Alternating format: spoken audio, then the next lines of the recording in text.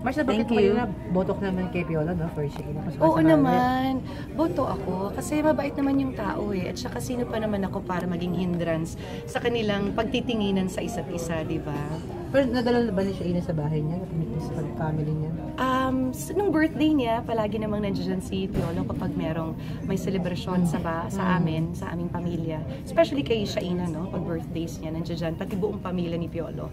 So, talagang ako naman, sa nakikita ko yung closeness nila, ayoko namang hadlangan yun. Kasi happy naman sila. I don't know what they have.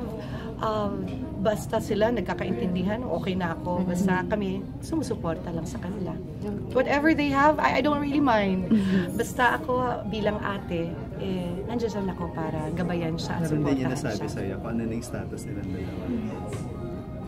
Hindi ko kasi, alam mo, ang gulo nilang dalawa. Hindi ko, magulo sila. But I know they care for each other. It's so obvious eh.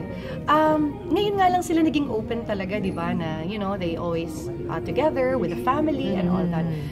And the feelings towards each other.